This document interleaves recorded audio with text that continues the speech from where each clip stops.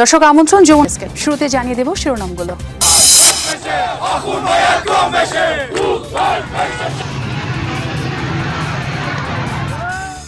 সরকার বিরোধী বিক্ষোভে উত্তাল ইরান, নিরাপত্তা বাহিনীর সাথে সংঘর্ষে একই দিনে প্রাণ গেছে 7 জনের। আন্দোলনকারীদের সরাসরি সহায়তার ঘোষণা ট্রাম্পের।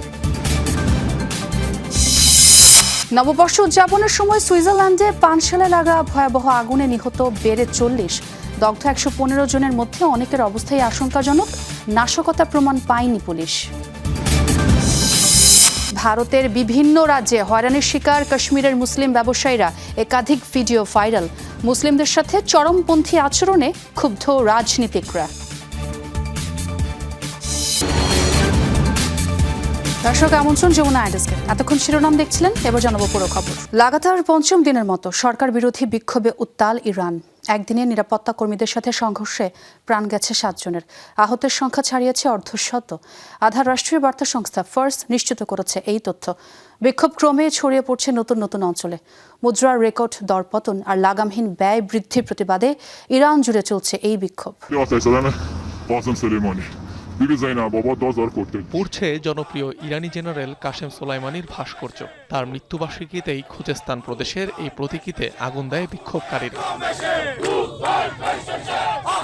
বৃহস্পতিবার পঞ্চম দিনে প্রবেশ করে ইরানের সরকার বিরোধী বিক্ষোভ। এদিন নতুন নতুন প্রদেশ ও শহরেও ছড়ায় আন্দোলন।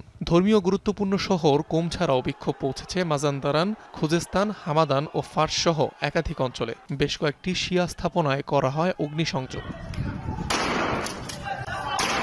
অন্তত 5 শহরে বিক্ষোভকারীদের ওপর গুলি চালায় বিপ্লবী গার্ডের অধীনে থাকা আধা সামরিক বাহিনী, যাতে ক্ষোভ ছড়ায় কয়েক গুণ। দেয়ালে দেয়ালে খামেনি বিরোধী স্লোগান লিখে শিক্ষার্থীরা জানায় প্রতিবাদ। রাজতন্ত্র পুনঃপ্রতিষ্ঠার দাবিও তোলেন আন্দোলনকারীরা। এদিকে আলোচনায় বসার আহ্বান জানালেও সরকারের সেই প্রস্তাবকে প্রত্যাখ্যান করেছে বিক্ষোভকারীরা। চরম মূল্যস্ফীতি এবং লাগামহীন ব্যয় বৃদ্ধির প্রতিবাদে রোববার শুরু হওয়া ব্যবসায়ীদের এই বিক্ষোভ কর্মসূচি ছড়িয়ে পড়েছে ইরানে, যাতে যোগ দিয়েছে ছাত্র জনতা। অনিক রহমান, যমুনা নিউজ। এবার ইরানের সরকার বিরোধী বিক্ষোভকারীদের সরাসরি সহায়তার ঘোষণা দিলেন মার্কিন প্রেসিডেন্ট ডোনাল্ড ট্রাম্প। সামাজিক মাধ্যম ট্রুথ সোশ্যালে দেয়া এক পোস্টে এই ঘোষণা দেন তিনি। বলেন, ইরান সরকার যদি পুরানো নীতি অনুসরণ করে, শান্তিপূর্ণ বিক্ষোভকারীদের উপর গুলি চালায় এবং সহিংসভাবে হত্যা করে, তবে যুক্তরাষ্ট্র তাদের উদ্ধারে এগিয়ে আসবে। বিক্ষোভকারীদের সহায়তায় পুরোপুরি প্রস্তুত রয়েছে যুক্তরাষ্ট্র, এমন দাবিও করেন তিনি। বিগত 5 দিন ধরে চলা এই বিক্ষোভে ইসরায়েল ও পশ্চিমাদের বিরুদ্ধে ইন্ধনের অভিযোগ করে আসছে তেহরান। আইআরজিসির সাবেক কমান্ডার কাশেম সোলাইমানির 6ষ্ঠ মৃত্যুবার্ষিকী পালন করল ইরানের সাধারণ মানুষ। বৃহস্পতিবার এই উপলক্ষে আয়োজন করা হয় একটি সমাবেশের। জাতীয় পতাকা হাতে এতে অংশ নেন শত শত ইরানি। শ্রদ্ধাভরে স্মরণ করেন প্রয়াত নেতাকে। অনুষ্ঠানে অংশ নেন দেশটির প্রেসিডেন্ট মাসুদ পেজেশকিয়ানও। ভাষণে বলেন, ঐক্য ও সহমর্মিতার এক আদর্শ ছিলেন জেনারেল সোলাইমানি। 62 বছর বয়সী এই নেতা ছিলেন তেহরানের সবচেয়ে প্রভাবশালী সামরিক কমান্ডার। রেভলিউশনারি গার্ডসের বিদেশি শাখা কুদস ফোর্সের প্রধান হিসেবে মধ্যপ্রাচ্যে ইরানের প্রভাব বিস্তারের প্রধান নকশাকার ছিলেন তিনি। 2020 সালের 3 জানুয়ারি এক মার্কিন ক্ষেপণাস্ত্র হামলায় প্রাণ হারান বিপুল জনপ্রিয় এই নেতা। ইয়েমেনের উত্তরাঞ্চল থেকে আলাদা হওয়ার দাবিতে আবারও দক্ষিণাঞ্চলে বিক্ষোভ হয়েছে। বৃহস্পতিবার বন্দরনগরী এডেনে বিচ্ছিন্নতাবাদী গোষ্ঠী সাউদার্ন ট্রানজিশনাল কাউন্সিল বা এসটিসির সমর্থকরা এই প্রতিবাদ কর্মসূচির আয়োজন করে। ইয়েমেনের আন্তর্জাতিক স্বীকৃত সরকার এসটিসি সদস্যদের দখলকৃত এলাকা ছেড়ে যেতে বলার পরই রাস্তায় নামে গোষ্ঠীটির সমর্থকরা। এদিকে সৌদি আরবও গোষ্ঠীটিকে হাজরামাউত ও মাহারা প্রদেশের নিয়ন্ত্রণ ছেড়ে দেওয়ার আহ্বান জানিয়েছে। তবে দক্ষিণাঞ্চলে আলাদা দেশ গঠনের সিদ্ধান্তে এখনও অনড় এসটিসি। নিউ ইয়র্ক সিটির মেয়র হিসেবে আনুষ্ঠানিক শপথ নিলেন ডেমোক্র্যাট নেতা জোহরান মামদানি। বৃহস্পতিবার স্ত্রী রামা দুয়াজিকে সাথে নিয়ে সিটি হল পৌঁছান তিনি। সেখানেই সাধারণ নিউ ইয়র্কবাসীর সামনে হয় তার আনুষ্ঠানিক অভিষেক। তাকে শপথ বাক্য পাঠ করান মার্কিন সিনেটর বার্নি স্যান্ডার্স। সে সময় নবনির্বাচিত মেয়র সিক্ত হন হাজারো মানুষের ভালোবাসায়। জয়ধ্বনিতে মুখরিত হয় পুরো প্রাঙ্গণ। শহর জুড়ে বিভিন্ন স্থানে বড় স্ক্রিনে সরাসরি সম্প্রচার করা হয় এই অনুষ্ঠান। শপথ নিয়েই শ্রমজীবী মানুষের পাশে দাঁড়ানো বাড়ানোর ঘোষণা দেন মামদানি। তার উপর ভরসা করার জন্য সাধারণ মানুষকে ধন্যবাদও জানান তিনি। শহরকে আরও সাশ্রয়ী করে গড়ে তোলারও আশ্বাস দেন। এর আগে ম্যানহাটনের পরিত্যক্ত ওল্ড সিটি সাবওয়ে স্টেশনেও একবার শপথ নিয়েছেন মামদানি। আমরা নিউ ইয়র্কের প্রতিটি মানুষের কাছে জবাবদিহি করব, কোনো ধনকুবের বা ক্ষমতাধর মানুষের কাছে নয়, যারা মনে করে গণতন্ত্র কেনা যায়। আমি ডেমোক্রেটিক সোশ্যালিস্ট হিসেবে নির্বাচিত হয়েছি এবং ডেমোক্রেটিক সোশ্যালিস্ট হিসেবেই শাসন করব। বছরের প্রথম দিনই বড় ধরনের ট্র্যাজেডি দেখল সুইজারল্যান্ড। বিলাসবহুল রিসোর্টের বারে লাগা আগুন কেড়ে নিয়েছে কমপক্ষে 40 জনের প্রাণ। দগ্ধ 115 পর্যটককে নেওয়া হচ্ছে হাসপাতালে। এদের মধ্যে অনেকের অবস্থাই আশঙ্কাজনক। বাড়তে পারে হতাহতের সংখ্যাও। সুইজারল্যান্ডে ঘটে যাওয়া মর্মান্তিক দুর্ঘটনাগুলোর একটি এটি।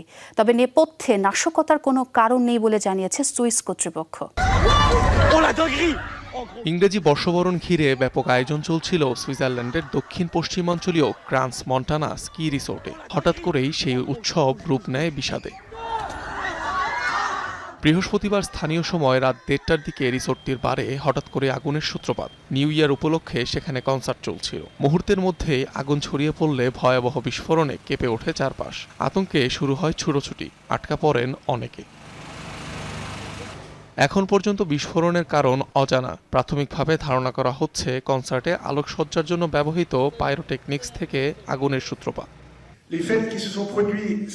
বছরের প্রথম রাতেই ক্র্যান্স মন্টানার বারে যে আগুন লেগেছে তা আমাদের দেশের ইতিহাসে সবচেয়ে ভয়াবহ ট্র্যাজেডিগুলোর একটি। এটি ভয়াবহ মাত্রার বিপর্যয়। অনেক প্রাণহানি ঘটেছে, যাদের বেশিরভাগই তরুণ।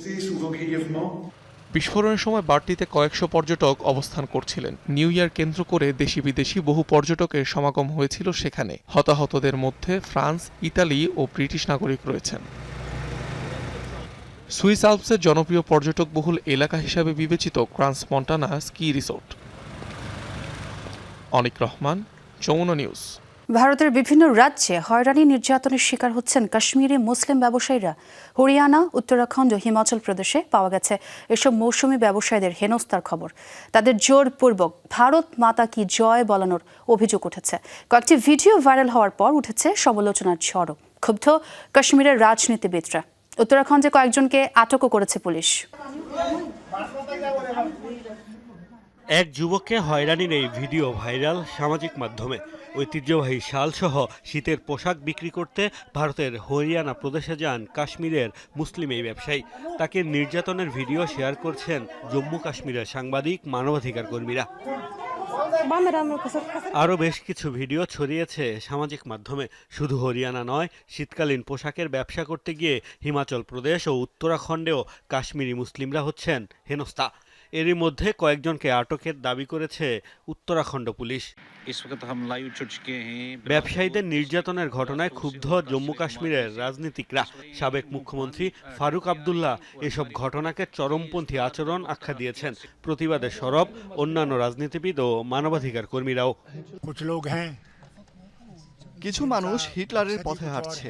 তারা চায় স্বৈরশাসন কায়েম হোক। নাৎসিবাদ যেমন শেষ হয়েছিল, তেমনি আমাদের দেশেও চরমপন্থা শেষ হবে। তীব্র প্রতিবাদ জানিয়ে কেন্দ্রীয় স্বরাষ্ট্র মন্ত্রণালয়ে চিঠি দিয়েছি। বলা হয়েছে এই বিষয়ে পদক্ষেপ নিচ্ছে তারা। কিন্তু জম্মু কাশ্মীরের মুখ্যমন্ত্রী এই বিষয়ে সচেষ্ট নন। তিনি অন্য রাজ্যের মুখ্যমন্ত্রীদের কাছে উদ্বেগ জানাতে পারেন, অথচ তিনি তা করছেন না। কেন্দ্রীয় স্বরাষ্ট্র মন্ত্রণালয়কে পদক্ষেপ নেওয়ার আহ্বান জানিয়ে চিঠি দিয়েছে জম্মু কাশ্মীর স্টুডেন্ট অ্যাসোসিয়েশন। একাধিক ঘটনায় মামলাও দায়ের করা হয়েছে। গত বছর মে মাসে পেহেলগামে সন্ত্রাসী হামলার পর থেকে ভারতের বিভিন্ন রাজ্যে সহিংসতার শিকার হচ্ছেন কাশ্মীরের নাগরিকরা। হেনস্থা করা হচ্ছে শিক্ষার্থীদেরও।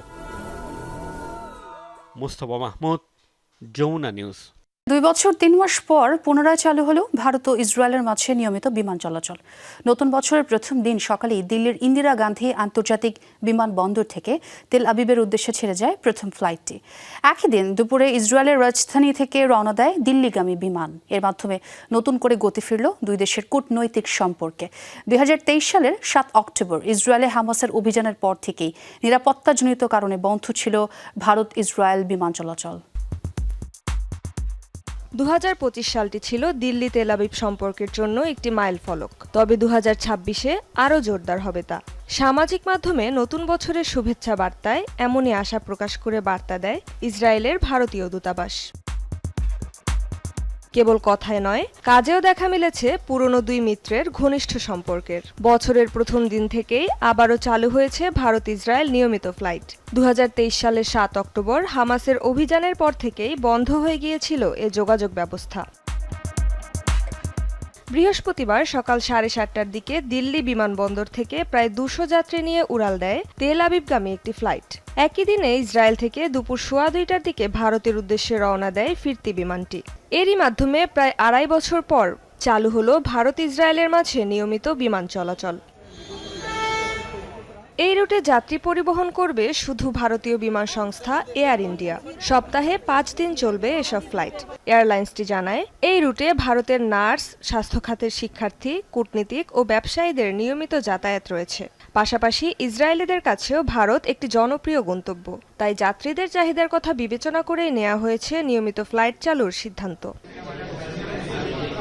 2025 সালে প্রতিরক্ষা, প্রযুক্তি, বাণিজ্য, কৃষি, বিজ্ঞান ও সংস্কৃতি সহ বিভিন্ন খাতে সহযোগিতা জোরদারে ভারত ও ইসরায়েলের মাঝে হয়েছে একাধিক চুক্তি ও সমঝোতা। রেজবানা সায়মা, যমুনা নিউজ। জ্বালানি ইস্যুতে ভেনেজুয়েলাকে কোণঠাসা করতে মার্কিন পরিকল্পনা খুব বেশি কার্যকর হবে না, এমন মত বিশ্লেষকদের। জ্বালানি বিশেষজ্ঞরা বলছেন, তেল রফতানির বিকল্প বিভিন্ন পথ খোলা রয়েছে কারাগাসের সামনে।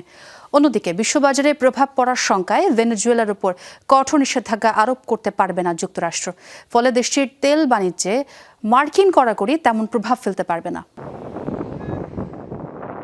ভেনেজুয়েলাকে ঘিরে একদিকে প্রস্তুত মার্কিন সামরিক বাহিনী, যে কোনো মুহূর্তে হামলার জন্য তৈরি যুক্তরাষ্ট্রের সেনা, নৌ ও বিমান বাহিনী। অন্যদিকে দেয়া হচ্ছে ভেনেজুয়েলার জ্বালানির উপর বিভিন্ন ধরনের কড়াকড়ি। গেল বুধবার ট্রাম্প প্রশাসন ভেনেজুয়েলার তেল খাতে পরিচালিত 4টি কোম্পানি ও সেগুলোর সাথে সংশ্লিষ্ট তেলবাহী ট্যাঙ্কারের ওপর নতুন করে নিষেধাজ্ঞা আরোপ করে। এ অবস্থায় প্রশ্ন উঠেছে দেশটির জ্বালানির উপর নিষেধাজ্ঞার পরিধি বাড়ানো হলে তার পরিণতি নিয়ে। বিশ্লেষকরা বলছেন, মার্কিন কড়াকড়ি সত্ত্বেও নিজেদের জ্বালানি তেল রফতানির বিকল্প বিভিন্ন পথ রয়েছে ভেনেজুয়েলার সামনে।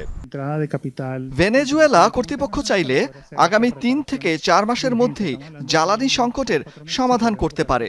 সেক্ষেত্রে কর্তৃপক্ষকে দেশীয় ও বিদেশি বিনিয়োগকে অনুমতি দিতে হবে।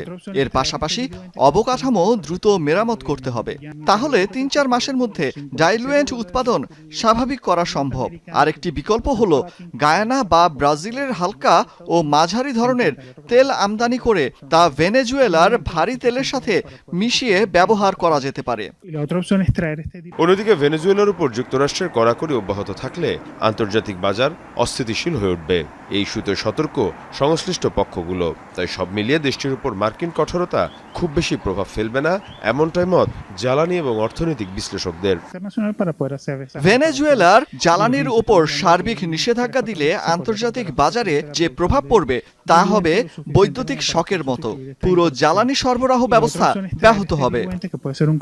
2 সপ্তাহ আগেও ভেনেজুয়েলার উপকূলের কাছে জ্বালানি তেলের আরেকটি ট্যাঙ্কার অবরুদ্ধ করে যুক্তরাষ্ট্র। মীর মুশফিকা হাসান, যমুনা নিউজ।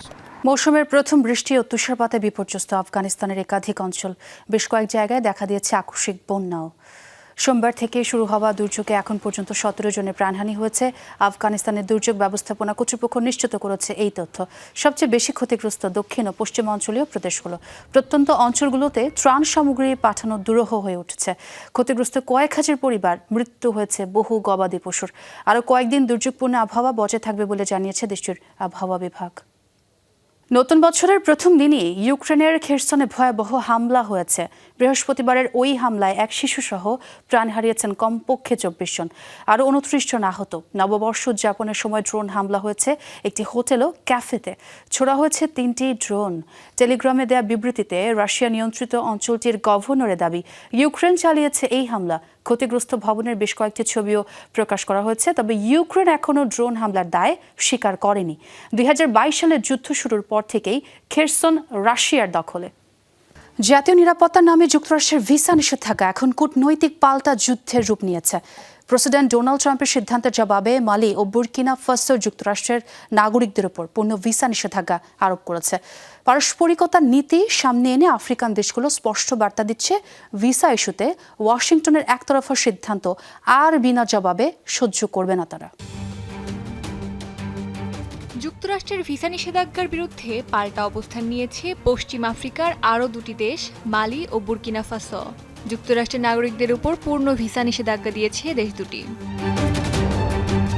চলতি মাসে মার্কিন প্রেসিডেন্ট ডোনাল্ড ট্রাম্প মালি ও বুর্কিনা ফাসোর নাগরিকদের উপর ভিসা নিষেধাজ্ঞা জারি করেন। হোয়াইট হাউসের দাবি, জাতীয় নিরাপত্তা ঝুঁকি বিবেচনায় এই সিদ্ধান্ত। নতুন নির্দেশনায় ৩৯টি দেশের নাগরিকদের উপর ভিসা নিষেধাজ্ঞা বাড়িয়েছে যুক্তরাষ্ট্র। মালি ও বুর্কিনা ফাসো ছাড়াও তালিকায় রয়েছে লাওস, নাইজার, সিয়েরা লিওন, দক্ষিণ সুদান ও সিরিয়া।